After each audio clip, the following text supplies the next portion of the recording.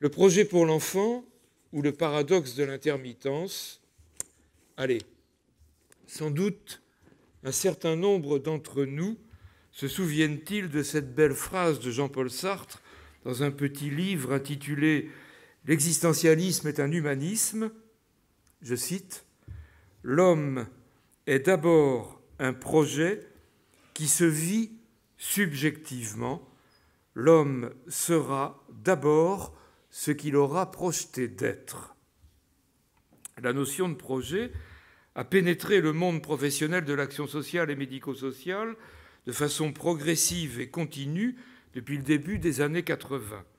En 1990, Jean-Pierre Boutinet publiait une anthropologie du projet dans laquelle il construisait la notion de projet comme, je cite, « figure emblématique de notre modernité ».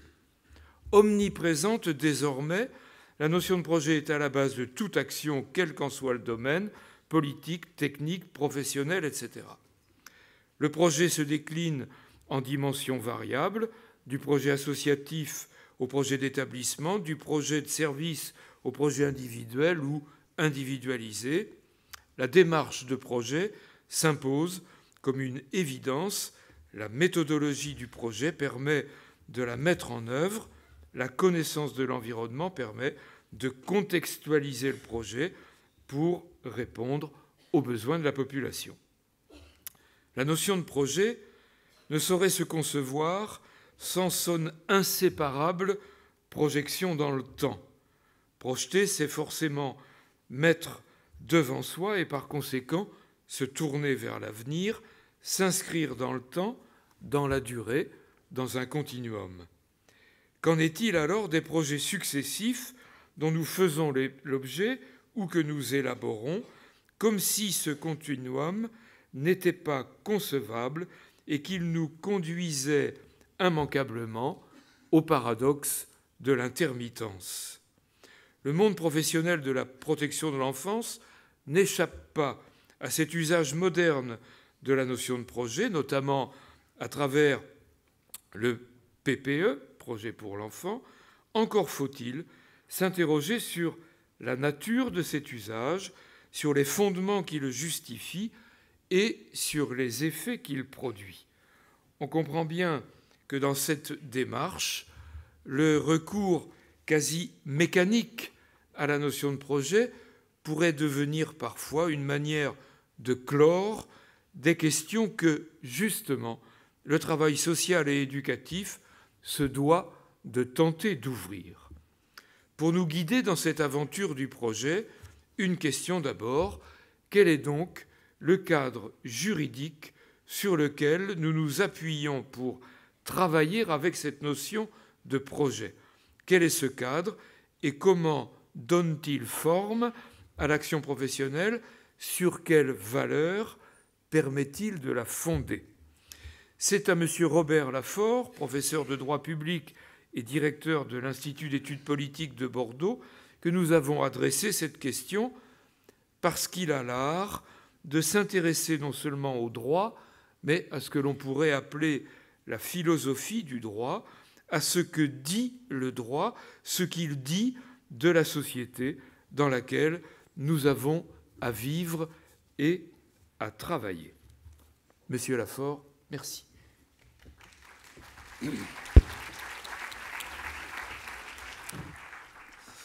Bien, merci beaucoup.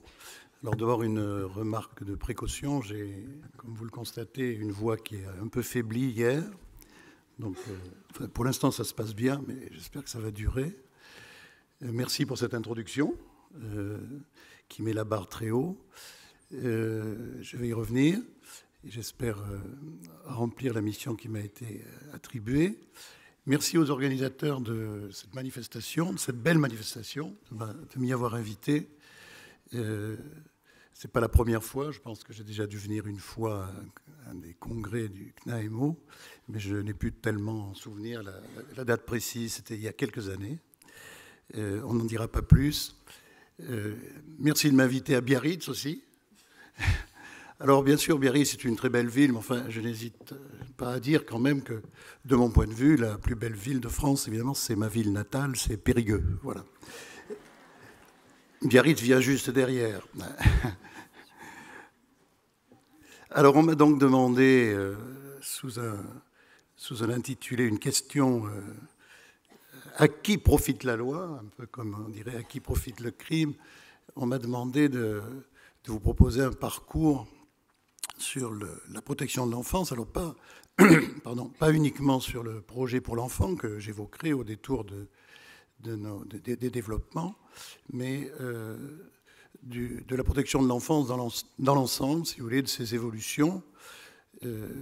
Et à qui profite la loi, évidemment, on voit bien que c'est une façon, d'ailleurs je trouve assez intéressante de poser la question, au fond, qu'est-ce qu'on attend de ces dispositifs juridiques, de ces construction institutionnelle, à qui profite-t-elle, c'est-à-dire à quoi cela sert-il, qui cela sert-il, parce que c'est au fond poser comme ça la question qui va sous-tendre mes propos. Alors, effectivement, je vais, en espérant répondre à la commande, avoir une perspective un petit peu cavalière, assez générale. Deuxièmement, je vais, comme on dit, mais ce n'est pas toujours un avantage, monter un peu en généralité, c'est-à-dire je ne vais pas rentrer dans le détail des dispositions juridiques. La perspective cavalière, d'ailleurs, étant la raison pour laquelle on ne peut pas trop rentrer dans les détails, mais on pourrait faire des analyses plus détaillées des textes, etc. Et puis, troisièmement, évidemment, c'était l'introduction qu'il disait, je ne vais pas aborder la question de la construction juridico-institutionnelle de la protection de l'enfance du point de vue, je dirais, d'un spécialiste du droit qui est amené par profession à répondre à des questions précises sur qui peut faire quoi, quels sont les droits des uns, quels sont les droits des autres. Comme ça a été dit par Michel Billet, c'est tout le sens de mon travail. Les constructions juridiques sont des révélateurs, en quelque sorte, des symptômes de problèmes qui se posent dans la société, et en même temps, ces constructions juridiques mettent en forme, d'une certaine façon, encadrent, contraignent d'une certaine façon les praticiens. Donc, au travers du droit, on peut, le sociologue, lui, irait voir les statistiques, ferait des études de terrain, l'ethnologue irait voir les gens, etc. Le juriste, lui, regarde les textes et il essaye d'en extraire des considérations, alors donc qui ne servent pas à faire fonctionner les textes, mais plutôt à répondre à la question, au fond, qu'est-ce que ces textes signifient? Qu'est-ce que ça signifie? Voilà. Alors, la deuxième chose que je voulais dire pour présenter mon propos, qui va d'ailleurs justifier le parcours que je vais vous proposer, c'est que si on s'attache à la plupart des politiques publiques, mais si on s'attache plus particulièrement à l'action sociale et encore plus à la protection de l'enfance, je pense que les réformes se succèdent. Alors dans la protection de l'enfance, on l'a évoqué, le secteur a été impacté récemment par une loi de mars 2016, il y a 2 ans, après avoir été d'ailleurs réorganisé par 2 lois, il ne faut pas l'oublier, 2 lois distinctes, du 5 mars 2007, même date, mais 2 lois distinctes, l'une qui s'intéressait à l'enfance délinquante et l'autre qui s'intéressait à ce qu'on appelle la protection de l'enfance, c'est-à-dire les enfants, entre guillemets, victimes ou connaissant des problèmes dans leur situation éducative auprès de ceux qui en sont normalement, entre guillemets, en charge, à savoir, entre guillemets aussi, leur famille. C'est-à-dire, bon, là aussi, vous avez, ce sont des notions, j'y reviendrai, qui sont un peu flottantes, tout ça. Donc, ce qui m'apparaît dans la protection de l'enfance, c'est qu'il y a des réformes, mais il y a une sorte de matrice originelle, vous voyez, qui perdure, et d'ailleurs, ce n'est pas du tout étonnant. Et les réformes ne font que recaler, que recoder, au fond, un peu les mêmes problèmes. Et l'intervention de ma voisine de gauche, tout à l'heure en disant, en 2007, on avait mis l'accent sur plutôt le dispositif, les acteurs qui prennent en charge les enfants, et puis en 2016, on nous dit, maintenant, non, il faut s'occuper de l'enfant. Voilà. Bon. Vous savez, ce n'est pas nouveau. Il y a une espèce de mouvement de balancier, comme ça, qui tiennent à la nature même de ce secteur d'activité. Autrement dit, je fais l'hypothèse que si nous, moi je ne serais probablement plus là, mais imaginons que nous nous retrouvions à la suite d'une loi qui aurait été votée au mois de mars 2054, hein, eh bien nous serions encore à nous dire, très probablement, ah ben tiens, la dernière loi mettait en avant l'enfant, mais la nouvelle veut mettre en avant la famille, etc. Donc on a une sorte de film de problématiques constantes qui tient à la nature du système. Alors voilà pourquoi je vous propose un parcours en 2 temps, si vous voulez. Le premier temps, c'est justement de revenir sur ce que j'appelle le modèle hérité, c'est-à-dire ce qui a constitué ce secteur d'activité, ce qui le caractérise, pour revenir sur ces tensions fondamentales, en quelque sorte. Et puis, dans un deuxième temps, je vais me proposer de montrer quelles sont les inflexions qui sont survenues récemment, et d'essayer de leur donner un sens, mais dans le cadre de ce paysage qui, finalement, change assez peu. Et pourquoi ça change assez peu? Parce que chaque société, évidemment, et chaque époque de chaque société a des caractéristiques qui lui sont tout à fait spécifiques, mais vous savez, fabriquer un sujet humain dans une collectivité humaine, c'est-à-dire instituer un sujet humain, c'est une très vieille affaire. C'est le fait même de tous les groupes sociaux depuis toujours. Il n'y a pas d'autre problème que ça. C'est-à-dire comment faire qu'un individu qui vient pour des raisons, évidemment, qu'on ignore en général, il les ignore lui-même, à un moment donné, dans un groupe social donné, comment faire que cet individu prenne dans le groupe social dont il est membre une place qui soit à peu près conforme, à peu près, évidemment, conforme à la façon dont ce groupe social se pense, se conçoit, se réfléchit lui-même, en quelque sorte. Voilà. Donc, vieille question, et je ne résiste pas, mais je crois que c'est connu, je ne résiste pas, disons, à la tentation de reciter cette affirmation que l'on doit, paraît-il, à Sigmund Freud, mais je ne suis pas certain qu'il l'ait vraiment écrit, peut-être l'a-t-il pensé, il avait dit « Gouverner, soigner, éduquer, ce sont des choses impossible mais nécessaire. Impossible mais nécessaire. Voilà. Autrement dit, on est dans le monde des réalités approximatives de ce qu'on essaye de faire au mieux, hein, compte tenu évidemment du contexte dans lequel on se trouve, le tout sur un arrière-fond, et je reviens là à mes propos, sur un arrière-fond de ce que j'appelle des tensions, des dialectiques, si vous voulez, qui sont incontournables. Donc, pour en terminer avec cette introduction et venir au fait, un premier point, si vous voulez, sur, au fond, le modèle hérité de la protection de l'enfance, et en sous-titre, je mettrai volontiers un dispositif en tension, nécessairement en tension, pourrait-on même ajouter, avec un adverbe qui introduit une idée de fatalité. Voilà. On ne peut pas, pour le dire autrement, trouver un équilibre qui soit totalement satisfaisant. En forme de parenthèse, la pensée que nous avons tous, nous en sommes tous prisonniers, tend toujours à considérer qu'on peut régler les contradictions en supprimant les termes des contradictions. Souvent on réfléchit comme ça, mais naturellement c'est une grossière erreur, car il faut prendre en compte les contradictions pour les assumer et les affronter. Si on pense qu'on peut supprimer les termes des contradictions, on aboutit généralement justement à ces mouvements de balancier qui agitent les systèmes et qui vont dans un sens, par exemple, l'enfant a tous les droits contre sa famille, on va y revenir, ou de l'autre côté, il faut quand même protéger la famille. Voilà. Alors, premier point, des logiques héritées, les logiques héritées, ou le système, le modèle hérité, si vous voulez, un modèle en tension. Alors, je ne prétends pas vous apprendre grand-chose, mais je voudrais simplement attirer votre attention, parce que vous connaissez, à mon avis, tout le monde connaît tout ça, enfin, surtout les professionnels. Sûrement pas, ça ne va pas être des scoops, hein, mais il y a des choses qui méritent d'être, me semble-t-il, redites, parce que assez spontanément, on les perd de vue. Alors il y a 3 séries de tensions dans le système depuis l'origine. Alors l'origine de la protection de l'enfance, comme vous le connaissez, mais vous le savez, mais naturellement les choses ont évolué. La protection de l'enfance remonte à des dispositifs juridiques qui ont mis un certain temps à s'établir, avec la loi donc ce qu'on appelle les lois d'assistance de la Troisième République.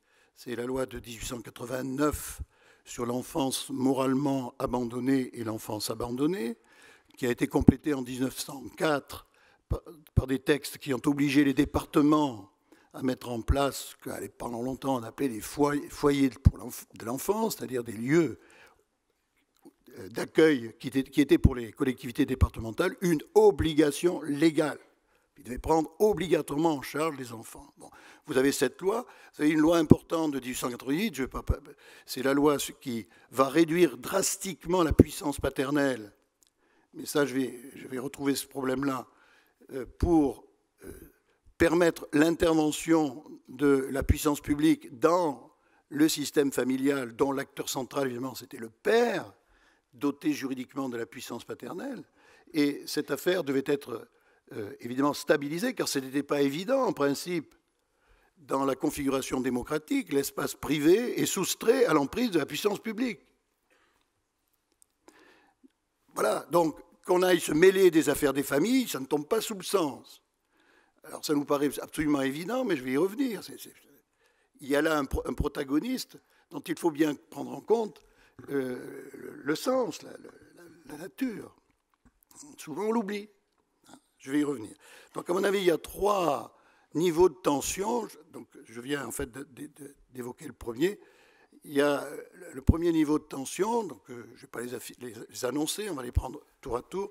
Le premier niveau de tension qui se tient au niveau des fondements du système, je dirais, c'est ce qui constitue un système à 3 partenaires. Alors c'est plus compliqué dans la réalité, mais à 3 partenaires, vous avez la puissance publique. Alors ça, c'est l'acteur qui est oublié. Surtout, j'y reviendrai, dans les reconfigurations contemporaines du système et dans nos représentations. La puissance publique. Deuxièmement, la famille, c'est-à-dire ceux qui sont juridiquement dotés de droits et d'obligations à l'égard de l'enfant. Et troisièmement, l'enfant lui-même, qui en général, dans nos constructions juridiques, est affecté de ce principe qu'on appelle la minorité, c'est-à-dire qu'il a des droits qu'il ne peut exercer lui-même. Autrement dit, c'est un sujet qui est sous tutelle, au sens strict, car la tutelle, c'est un mécanisme juridique qui peut s'appliquer à tout un tas de situations, dans laquelle un sujet de droit est doté de droits ou d'obligations, mais on part du principe que ne pouvant pas les exercer lui-même, on confie à un tiers le soin de le faire pour lui, en principe dans l'intérêt de celui pour lequel on agit, en principe. Bon, mais pour l'enfant, la situation est assez compliquée. Alors reprenons ce trio, la puissance publique, l'enfant, la famille et l'enfant. Alors, ça va aller assez vite, mais je vais quand même insister sur le premier. Il y a un fondement caché, à mon avis, dans les discours qu'il faut absolument prendre en compte et réexhumer en tant que tel, pour la bonne raison d'ailleurs que tout travailleur social qui va se mêler des affaires d'une famille est un représentant de la puissance publique. Donc, il n'est pas en apesanteur, comme ça, à venir faire je ne sais quoi, mais qui le mandate? La puissance publique. Que fait la puissance publique? Pourquoi vient-elle se mêler de ça? Pourquoi les lois d'assistance de la Troisième République ont engagé ce dispositif? Alors j'ai oublié de le dire, ces lois ont été modernisées. Le système actuel, il repose sur l'ordonnance de 45, février 45 pour l'enfance délinquante, puis ensuite c'est l'ordonnance de 1958 qui a créé l'assistance éducative, et un décret de 1959 qui a modernisé, restructuré ce qu'on appelle l'aide sociale à l'enfance, c'est-à-dire les services départementaux.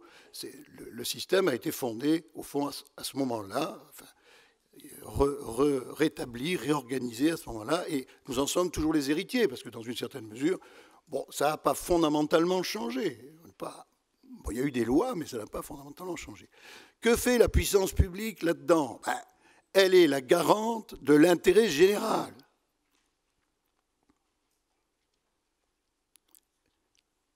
Que la puissance publique nous dise que l'intérêt de l'enfant se confond avec l'intérêt général, c'est possible. Personnellement, j'en doute. En tout cas, si on en fait une assimilation totale.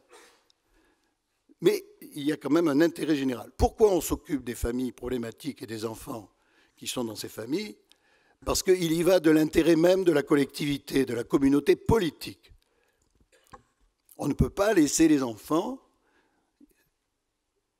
dans les mains de gens qui, de toute façon, le savent, puisque la loi les institue comme tels, je vais y revenir, ils ne peuvent pas faire n'importe quoi avec leurs enfants. Et pourquoi donc? Eh bien parce que, disons, la survie de la collectivité, de la communauté politique est en jeu. Il s'agit d'instituer des sujets sociaux, de faire que des gens soient à peu près adaptés aux conditions de la société, de l'époque dans laquelle ils vivent. Et on considère que certains comportements altèrent profondément cet intérêt-là, qui n'appartient ni aux parents ni aux enfants, il appartient à nous tous. Et les services qui représentent la puissance publique et la puissance publique elle-même en sont les garants. Donc n'oublions pas, ça c'est la face cachée du système qu'on a tendance à passer dans l'ombre. N'oublions pas que quel que soit le nom qu'on donne, quelles que soient les justifications qu'on applique à ces activités, elles sont en arrière-fond attachées à des intérêts publics, des intérêts collectifs. Et les intérêts collectifs transcendent les intérêts individuels. Ils sont d'une autre nature, d'une certaine façon. Une société ne peut pas considérer que l'intérêt public, c'est la somme des intérêts individuels des gens qui la composent. C'est absurde. Je dirais même que la face cachée de ce système, il est d'autant plus caché, c'est que, quels que soient les objectifs que vous assignez à ce dispositif, autrement, par exemple, l'objectif, je vais y revenir, qui dit qu'il faut privilégier l'enfant dans ses droits. Par exemple, l'idée que l'enfant a des droits, c'est une certaine représentation de notre intérêt commun. Ce n'est pas l'enfant qui invente ses droits. Ce n'est même pas l'enfant qui invente l'idée qu'il a des droits. D'où ça lui vient, ça? De la construction collective. Nous pensons que pour que notre collectivité fonctionne, on n'aurait évidemment pas parlé des droits de l'enfant au XIIIe siècle, ni au XIXe. Pourquoi le fait-on maintenant? Parce que je vais y revenir tout à l'heure, parce que nous représentons les choses d'une certaine façon. Mais les droits de l'enfant, ce n'est pas des droits au sens où ça serait des prérogatives fondamentalement irréfragables, qui n'auraient aucune limite. Ce n'est pas du tout ça. Ce sont des normes qui viennent de l'extérieur de l'enfant lui-même et avec lesquelles il doit se débrouiller. Car donner des droits à des gens, ce n'est pas simplement les libérer, c'est leur poser un problème. Parce que qu'est-ce qu'ils en font?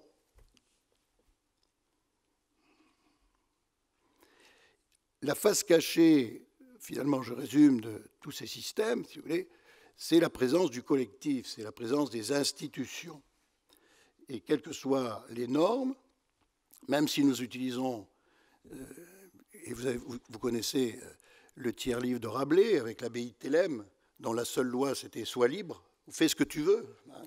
Fais ce que tu veux, c'était la seule loi. Alors ça c'est formidable, ça dans la culture contemporaine, c'est formidable. Alors lisez le livre, vous allez voir, ça ne se termine pas bien. Mais en tout état de cause, même si telle est la loi dans un groupe social, ça reste une loi. Et elle n'est pas fabriquée par ceux qui l'appliquent, elle est fabriquée de l'extérieur, par la collectivité. Autrement dit, je résume, il y a une face cachée des services, il y a une face cachée de la norme que j'entends, vous avez compris que j'insiste lourdement, parce que connaissant à la fois le secteur et connaissant aussi la culture ambiante, au fond, on oublie que derrière la promotion de l'individu et de ses droits, sauf à avoir une conception d'une anthropologie du droit complètement absurde, un droit, ce n'est pas une prérogative, c'est un lien. Voilà. Parce que poser un droit pour quelqu'un, c'est nécessairement créer des obligés ailleurs. Donc le droit, c'est un lien. Ce n'est pas une sorte de prérogative qu'on donne aux gens. Et encore une fois, ça serait une très mauvaise nouvelle si c'était ça, parce que qu'est-ce que vous voulez en faire? Un droit n'a de sens que s'il nous met en lien par lui-même et s'il ouvre des perspectives d'entrer en relation avec les autres pour en faire quelque chose. Sinon, c'est complètement vide de contenu. Voilà. Bon, donc, la puissance publique dans le trio est très importante. Alors la famille, évidemment, on a, depuis toujours, les juristes se sont battus à la fin du XIXe siècle sur cette question-là. Elle n'est pas forcément réglée, mais la famille, ce n'est pas, en tout cas en droit français, d'une part, ce n'est pas une juxtaposition d'individus, c'est une sorte de collectivité, alors assez curieuse, parce qu'évidemment, il n'y a pas de personne morale de la famille, il n'y a pas de personnalité morale. Qu'est-ce qui fait famille? Eh bien, c'est l'association de deux adultes et le lien que ces deux adultes, alors de deux adultes, puis d'alliés, d'ascendants, de descendants, enfin, vous avez tout un système. Vous voyez, c'est assez mal déterminé. Et puis, ça, c'est l'horizontalité de la famille. Et puis, verticalement, c'est le lien de filiation. Voilà. C'est une entité qui, en quelque sorte, est une notion. Vous n'avez pas de droit de la famille au sens où il y a un droit de la société anonyme ou un droit de la société à responsabilité limitée. Non, il n'y a pas un droit de la famille comme ça. Il y a une superposition de règles qui relient des individus à l'intérieur d'une sorte de collectivité qui n'est pas très bien déterminée, pas très bien bornée en quelque sorte. Et puis surtout, alors, avec le noyau, évidemment, qui nous est légué par la tradition, mais pour lequel, évidemment, la période contemporaine nous amène à nous poser beaucoup de questions, mais le noyau, évidemment, c'est ce qu'on appellerait la famille classique, si vous voulez, ou la famille héritée, elle était structurée très fortement dans la logique matrimoniale, le couple matrimonial, mariage et filiation, les deux étant pendant très longtemps extrêmement resserrés. Donc ça identifiait quand même une structure de personnes, de sujets de droit reliés très précisément les uns aux autres, avec des droits et des obligations. En tout état de cause, depuis toujours, même si la famille flotte, c'est ce que j'appelle moi une notion d'attente, vous voyez, parce qu'on ne sait pas trop quel en est le contenu, mais si la famille flotte beaucoup plus, alors je fais une petite parenthèse, ne voyez pas dans mes propos une nostalgie, parce que moi j'ai souvent les étudiants qui me disent, mais quand vous parlez de ça, vous voulez revenir à la vieille famille, tout ça, vous voyez, ils me soupçonnent d'être un atroce conservateur, parce que, bon, je pourrais incliner à devenir, naturellement, mais immédiatement, quand je réfléchis, je me dis que de toute façon, les trains sont passés. Donc, vous n'allez pas revenir à la famille de ma grand-mère. C'est absolument impensable, c'est absurde. Donc, je préfère le dire quand même. Donc, je constate, si vous voulez, que les choses... Mais en tout état de cause, ce qui se maintient, c'est ce que les juristes de la fin du XIXe siècle appelaient la famille fonctionnelle. C'est-à-dire, la famille, ce n'est pas que des droits, c'est des droits qui sont finalisés, qui ont des fonctions. Et notamment, les relations entre les parents et les enfants sont affectées de fonctions. Les parents ont des droits à l'égard des enfants, mais c'est des droits finalisés qu'ils ne peuvent pas utiliser au mépris de la finalité qui est fixée par la loi, qui est plus ou moins claire, mais dont on voit bien qu'en réalité, c'est pour fabriquer un sujet humain, en partant du principe que la structure juridique est l'ossature, en quelque sorte, l'ossature du sujet. Voilà. Donc voilà pour la famille fonctionnalisée. Et alors pour l'enfant, là, on va y revenir tout à l'heure, je dirais simplement que, évidemment, on a assisté, depuis la formation de la protection de l'enfance, à une évolution absolument considérable des représentations que nous avons à l'égard des enfants, de leur place, de ce qu'ils sont. Et donc, les choses ont évolué. Mais en tout état de cause, on le pense toujours comme un être qui a des droits qui sont liés au problème de sa socialisation, c'est-à-dire au fait qu'il faut... Donc, c'est ce qu'on appelle l'éducation, la sécurité, etc.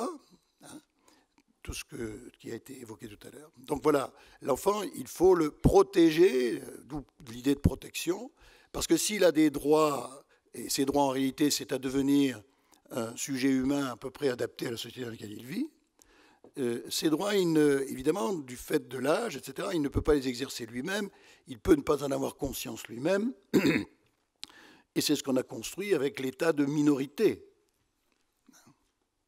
C'est pour ça que les enfants sont considérés comme mineurs. Ils n'ont pas, comme disent les juristes, de discernement.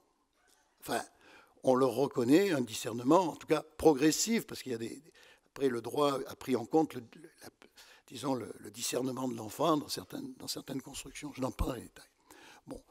Alors, il est évident que ce triptyque puissance publique, famille et enfant, ben, c'est un triptyque en tension, c'est-à-dire que il y a un équilibre qui n'est pas forcément évident à trouver. La puissance publique, en principe, ne doit pas se mêler des affaires des familles, elle le fait. Les familles doivent éduquer leurs enfants aux normes admises de la société. Certaines ne le font pas. Alors, comment on trouve un équilibre en partant du symptôme de ce dérèglement qui est l'enfant? Oui. Donc, je vais accélérer, oui. Alors, le deuxième, donc on va vite. Deuxième niveau de construction du système, de logique du modèle hérité, ben, là vous le connaissez bien, donc il met en présence, depuis le début d'ailleurs, depuis 1912, avec l'invention du tribunal pour enfants, il met en présence des protagonistes que sont le juge,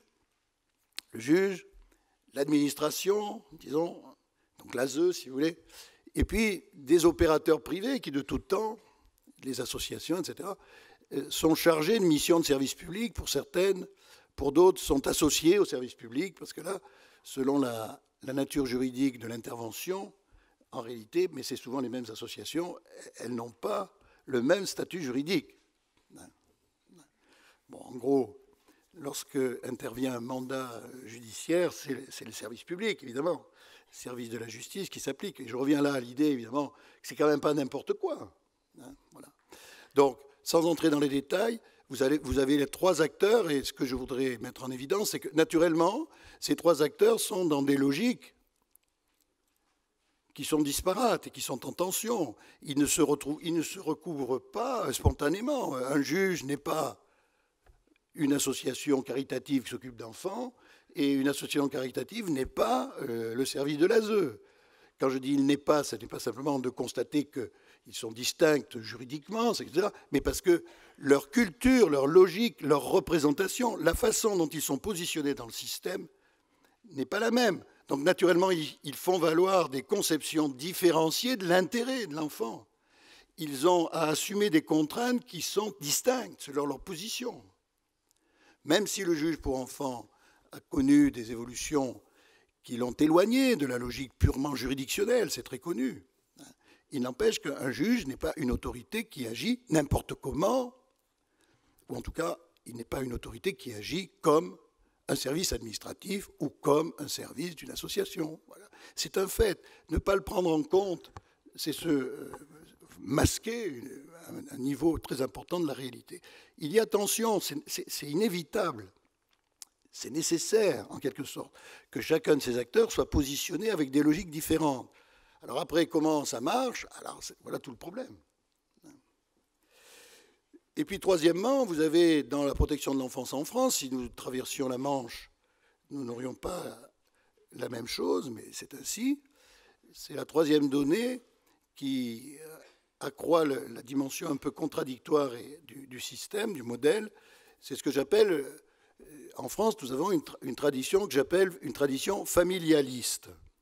C'est-à-dire que la protection de l'enfance, à la différence des anglo-saxons qui font de la famille une juxtaposition d'individus qui ont des droits, et la protection de l'enfance, c'est constater que les droits ne sont pas utilisés correctement, qu'il y a un conflit, et donc après, s'il y a un conflit de droits, on le tranche juridiquement, on écarte l'enfant. Nous, en France, pardon, dans notre pays, nous avons cette idée qu'il faut restituer la famille, qu'il faut maintenir la famille, que le fondement de la socialisation de l'enfant, ça reste la famille. Et la protection de l'enfance, elle s'est toujours faite en réalité avec cette idée qu'il faut soit maintenir la famille, soit créer une famille de substitution. Alors c'est un parti pris qui est tout à fait honorable, personne n'est contre, parce que c'est tout aussi idiot de dire que ça c'est pas bien, ou de dire que si vous pensez qu'une famille c'est une juxtaposition d'individus, vous constatez qu'ils sont en conflit, donc la partie faible c'est l'enfant, le juge le protège, il le tire de là. C'est une autre vision. Personne n'a la vérité, mais c'est un héritage à assumer. Mais c'est cet héritage qui explique la tension permanente. Est-ce que le regard doit aller plutôt vers l'enfant? Est-ce que le regard doit aller plutôt vers la famille? Comment trouver un bon accord quand, naturellement, puisqu'on intervient dans des situations qui sont par nature, entre guillemets, problématiques, le fondement même de l'intervention, c'est que ça ne se fait pas normalement. C'est-à-dire qu'on ne peut pas remettre à la famille le soin intégralement de trouver le bon rapport avec l'enfant, à l'enfant de trouver le bon rapport avec sa famille, etc. Donc on intervient pour rétablir ça. Alors ça, c'est un arrière-fond qui est très important, même si dans notre législation, je vais juste prendre un exemple, on a des mouvements de balancier. Alors dans le modèle avant les réformes les plus récentes, vous avez par exemple en 1984 une loi qui est sur le droit des familles dans ses rapports avec l'aide sociale à l'enfance, qui est purement une loi familialiste. On veut signer un contrat avec la famille, etc. On veut l'associer. Bon. Puis en 89, souvent d'ailleurs dans le secteur, vous le connaissez, vous le savez, quand il y a des faits divers, ça oblige à des réformes, etc. Donc il y a des enfants qui ont été maltraités. Je ne sais pas si vous vous rappelez, l'enfant du placard, etc. Alors on fait la loi de 89 qui là est une loi sur la maltraitance et qui est véritablement une loi qui, pour protéger l'enfant, met en place un système de mise à l'écart assez systématique des familles. Alors, on le comprend. Mais dans le système, vous voyez, ça fait une sorte d'inflexion, puisque la notion juridique de maltraitance, elle est assez mal stabilisée. Bien sûr, il y a des maltraitances caractérisées, mais vous avez tout un tas de situations intermédiaires. Alors, qu'est-ce qu'on fait? Est-ce qu'on applique la loi de 84? Est-ce qu'on applique la loi de 89? Ben justement, on ne sait pas parce que on veut essayer de trouver un équilibre. Voilà pour le modèle ancien. Donc si je résume, les protagonistes sont en tension, l'enfant, la famille, la puissance publique, les acteurs du système, juges, administration, associations, sont en tension, et le modèle lui-même nous expose à des incertitudes. Quand on fait une casuistique, c'est-à-dire qu'on voit les cas, on ne sait pas où les ranger. Et les gens qui sont sur le terrain, ben, ils affrontent des cas. Voilà. Alors, deuxième partie de mon propos, les recompositions contemporaines. C'est-à-dire comment se réorganise ce système en tension, avec je dirais, quelle poussée, si vous voulez, quel mouvement important. Alors j'ai identifié quatre poussées, quatre tendances pour organiser tout ça.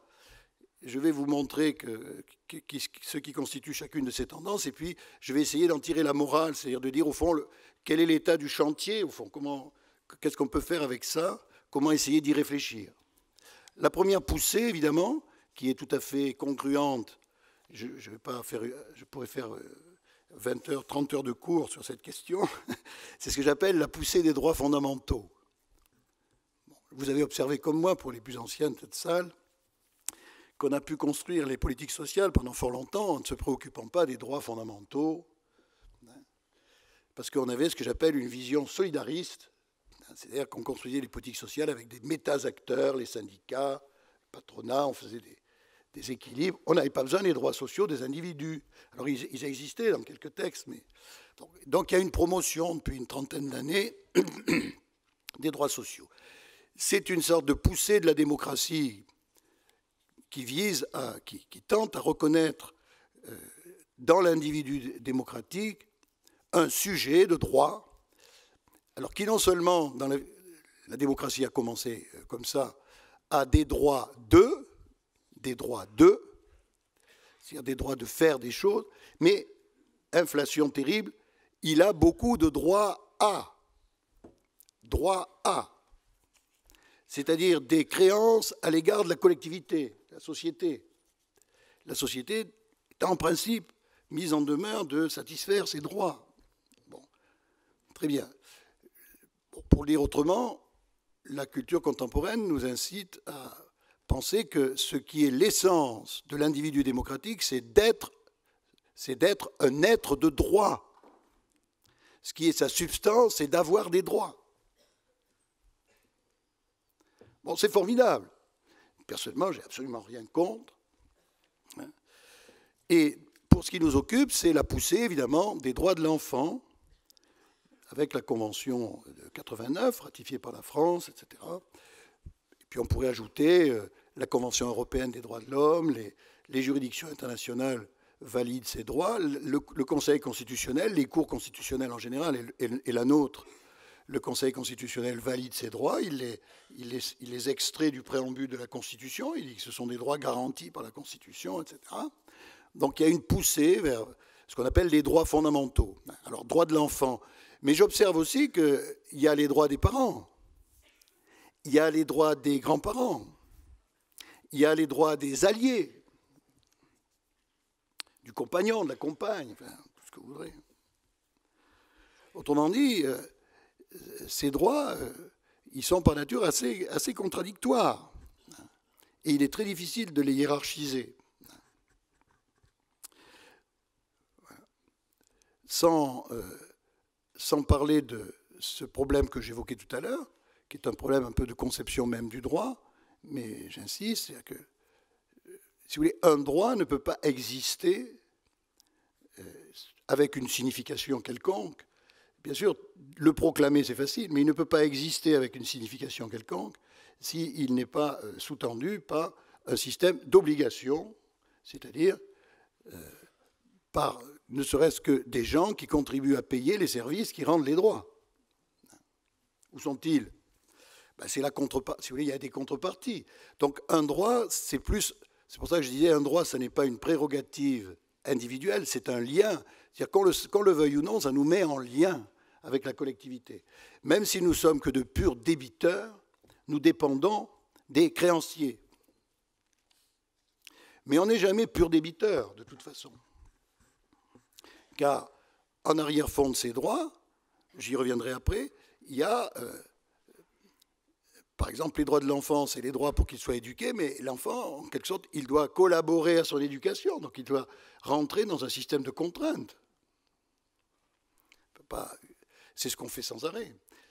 Éduquer un jeune, c'est naturellement développer tout un côté de prérogatives qu'on lui reconnaît, ou de prestations qu'on lui accorde, etc. Mais lui-même, ces prestations, on en attend une sorte de retour. Donc on a, au fond, une articulation problématique entre les droits et les devoirs. La pédagogie, ça n'est jamais, finalement, à tout niveau, que la capacité de trouver un bon équilibre pour des sujets entre les obligations qu'ils s'assignent et les droits qu'on leur reconnaît. Bon, donc, le premier chantier, pour aller vite, puisque le temps passe, si vous voulez, pour moi, le premier chantier actuellement, c'est prendre en compte cette évolution. Et quand on parle des droits de l'enfant, quand on dit que l'enfant est au centre, c'est essayer de réfléchir collectivement, parce que nous sommes au début, d'ailleurs c'est assez rassurant, on a une sorte de norme culturelle, c'est les droits des individus, et puis nous ne savons pas trop bien la faire fonctionner pour l'instant. Il y a beaucoup de dérèglements, ne serait-ce que dans tous les systèmes d'éducation, vous voyez. Donc, pour faire fonctionner ça, il faut que nous inventions, que nous essayions de voir comment on peut prendre en compte les droits de l'enfant en faisant prendre conscience à l'enfant, à la famille, etc., que derrière les droits, il y a en quelque sorte des nécessités, des contreparties, des contraintes. Autrement dit, ne pas prendre les personnes dont on s'occupe pour des naïfs, ce qui pourrait être en réalité le cas si on fait accroire à des gens qu'ils ont des droits comme ça en général, qu'il leur suffit de les demander, parce qu'après on va retrouver le fait que les gens vont nous décevoir si on leur fait croire qu'ils n'ont que des droits. Naturellement, qu'est-ce que vous voulez qu'ils fassent d'autre? Ils vont nous décevoir. Et puis donc, qu'évidemment on avait tort de leur reconnaître ces droits parce qu'ils ne sont pas capables de les utiliser correctement, etc. Parce que le problème est mal posé dès le départ. Donc, c'est à ça que je vous invite sur ce premier chantier, si vous voulez, mettre l'enfant au centre, voilà. Comme on l'avait dit dans la loi de 2002 pour l'action sociale en général, mettre l'usager au centre, ce n'est pas la traduction d'une réalité, c'est l'appel à un chantier qui s'ouvre, à quelque chose qu'il faut fabriquer ensemble. Qu'est-ce que c'est qu'une société dans laquelle, comment faire du collectif, pour le dire autrement, comment faire rentrer chacun d'entre nous au mieux puisque c'est ses droits, ses aspirations, ses demandes, ses besoins, etc. Les besoins eux-mêmes étant bien sûr fabriqués par la société, ils n'existent pas dans l'enfant, à l'état naturel. Oui. Donc comment faire entrer cet être social dans la société avec le maximum de profit pour lui-même et pour la société? Alors c'est certainement pas en proclamant comme des sortes de fanions, vous voyez, les droits, les droits, les droits. On peut être déçu. Il faut, autrement dit, je vous appellerai à avoir une anthropologie juridique, une anthropologie des droits qui soit un peu plus consistante que la seule idée qu'on proclame des droits pour des individus, etc. Voilà. Premier chantier. La deuxième poussée, c'est, je vous ai dit qu'on avait un idéal familialiste. Eh bien, cet idéal familialiste, dans la recomposition de la protection de l'enfance, il se heurte à une mutation que j'ai évoquée tout à l'heure, mais je vais la caractériser, j'espère mieux, une mutation de la famille. Et pour faire court, je dis, en empruntant la formule, d'ailleurs, qui n'est pas tout à fait ça, à François de Singly, qui est un spécialiste du droit de la sociologie de la famille, et lui, il l'appliquait à l'individu, il disait l'individu relationnel. Et moi, je dirais que nous sommes confrontés à la question de savoir comment faire fonctionner des familles qui sont devenues des familles relationnelles. Pour le dire très vite, pendant une quarantaine d'années, c'est assez long, hein, mais on a définitivement réglé son sort à la famille que j'appelle tutélaire et hiérarchique. Celle-là, elle est très certainement morte. Elle peut fonctionner ici ou là, peut-être à titre de but témoin, si vous voulez. Mais globalement, alors qu'est-ce que c'est que la famille relationnelle? Justement, c'est en mettant à l'écart la logique du pater familias qui exerce la tutelle sur l'épouse et les enfants. Il y a la hiérarchie, le père de famille, etc. Donc, tout le mouvement aboutit à quoi? À construire un ensemble où, au fond, la bonne effectuation des droits de chacun des membres dépend de la capacité des autres à y participer. Donc, on est dans cette famille relationnelle parce qu'au fond, chacun se constitue du caractère, si possible, positif des relations qu'il peut avoir avec les autres. Chacun, en quelque sorte, s'identifie, de façon beaucoup plus égalitaire, évidemment, s'identifie, se construit dans une économie de relations.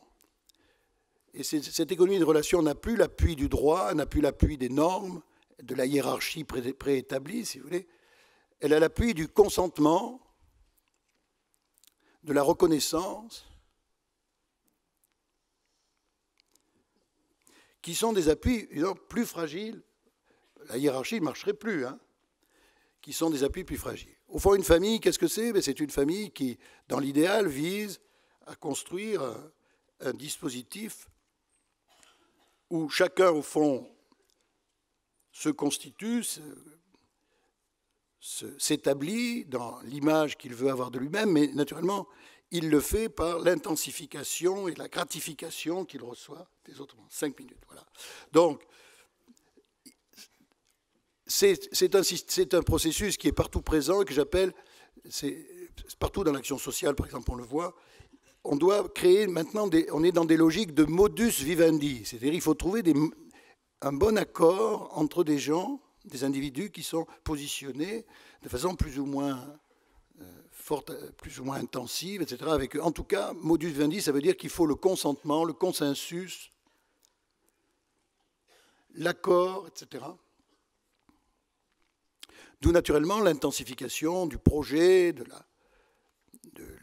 la notion d'identité, toute notion qui serait à critiquer, mais dont on voit bien que ça fait signe. Voilà.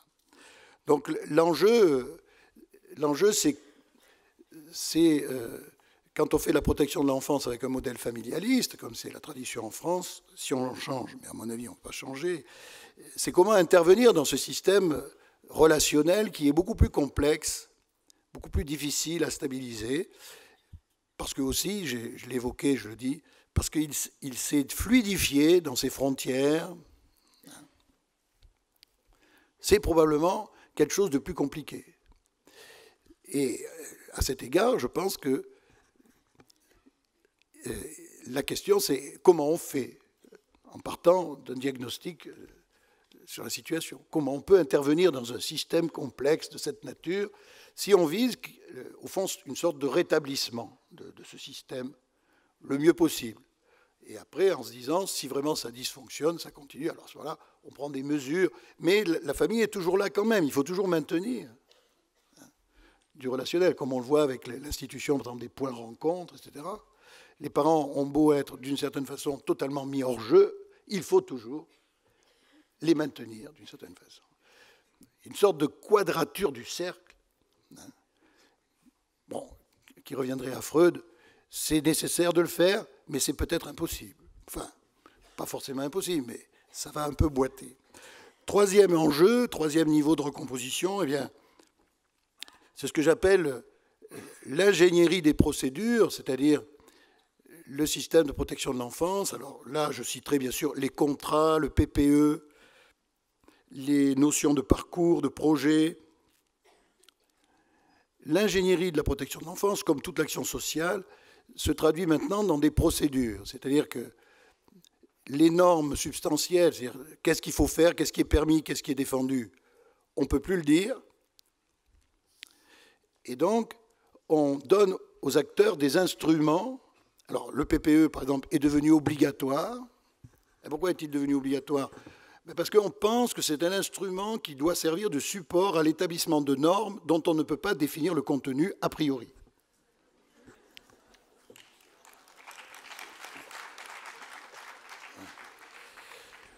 C'est un phénomène général, mais sans plaindre, si vous voulez, ce serait absurde, parce que ça accompagne aussi l'évolution du droit des personnes, du droit des usagers, etc. C'est la contrepartie. Si vous débarquez, vous dites les gens ont des droits, puis vous dites vous avez des normes très, très stabilisées, ça ne va pas aller du tout. Donc la procéduralisation, c'est ça. Alors, dans le langage du new management, du new public management, ça s'appelle governance ou gouvernance. C'est la gouvernance. Voilà. Qu'est-ce que c'est que la gouvernance ? Ben, j'ai lu ça quelque part. C'est assez ancien, vous voyez, mais ce n'est pas dans notre culture. Il paraît que c'est les bouddhistes ou Bouddha peut-être lui-même, qui avait trouvé ça, je ne sais pas. Qu'est-ce que c'est que la gouvernance ? Eh bien, c'est gouverner sans trop contraindre. Ou sans contraindre du tout. On pourrait aussi citer Foucault dans ses analyses. C'est-à-dire rendre le système social dans les relations de bas niveau capable de produire de la norme. Car la norme ne peut plus descendre du ciel des autorités publiques, ni des autorités religieuses, ni de quelque autorité que ce soit, d'ailleurs, sauf quelques buts témoins par-ci par-là. Mais enfin, oui. Donc, là aussi, c'est un processus qui interroge et qu'il faut tenter de s'approprier, d'expérimenter. Bon, probablement pas, on ne va pas l'enlever. Vous lisez les lois, pour en conclure sur ce point, depuis une vingtaine d'années, vous avez, dans beaucoup de lois, vous avez une affirmation dans l'article 1 de principes très généraux sur les droits des gens, etc. Bon, on dit des droits. Puis après, on vous dit, vous allez faire un schéma, on va désigner un chef de file, on va organiser le système. Pourquoi faire ? Pour aboutir au fait que les acteurs produisent eux-mêmes en fait ce que la loi vise. Mais la loi ne vous dit pas comment y parvenir directement, elle vous donne des outils pour le faire. C'est un modèle de gouvernance. Voilà. Enfin, dernier enjeu, car le temps a passé. Justement, j'en viens.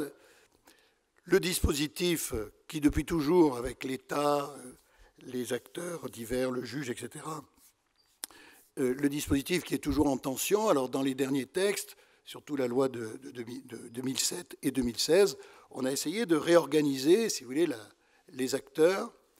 Alors, vous avez le principe, par exemple, d'une certaine pas subordination, mais subsidiarisation du juge. Voilà, le centrage qui est mis sur le service de l'ASE. En principe, les enfants doivent plutôt être pris en charge dans la logique qu'on appelait administrative. Le juge ne doit intervenir que dans certains cas, alors qui ont été accrus dans le système 2016. Bon, on voit bien que là, il y a un problème, mais on le sait, le problème de ce système, c'est ce que j'évoquais tout à l'heure, c'est que, je dirais, les visions des institutions, ce n'est pas les individus, les visions des institutions sont plurielles, c'est logique, et donc le grand problème, c'est comment faire de l'unité, de la cohérence dans tout ça. Alors le projet pour l'enfant, là, c'est un instrument aussi de mise en cohérence de l'enfant, mais des opérateurs aussi. Voilà.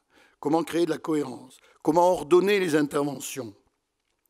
Alors la loi de 2007 a créé la cellule de recueil d'informations préoccupantes pour centraliser tout ça, pour essayer d'avoir une vision globale, que la porte d'entrée soit unique, etc. Donc on a fait des tas d'efforts. La loi de 2016 y revient un peu, ça prouve que ça ne marche pas tout à fait. Bon, donc je n'entre pas dans les détails, mais là on a un problème très important. Alors ce problème très important, pour moi, si vous voulez, sa difficulté, c'est que nous sommes dans des logiques que j'appelle des logiques de dispositif, c'est-à-dire qu'on juxtapose des intervenants puis on essaye de les coordonner, avec plus ou moins de succès.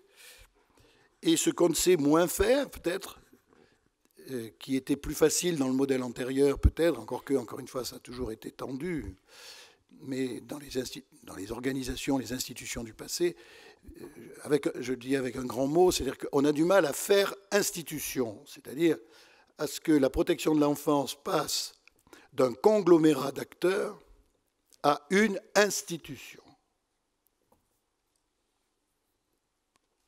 C'est-à-dire qu'il y ait une vision universelle, vous voyez, que tous les acteurs tendent vers un universel et subordonnent leur position relative par rapport à cet universel. Sinon, on est dans la quête incessante de la coordination ou de partenariat, c'est ce que j'appelle des dispositifs. Les dispositifs, c'est une maladie des systèmes collectifs contemporains parce que, si vous voulez, les dispositifs manifestent la ruine de la capacité à instituer.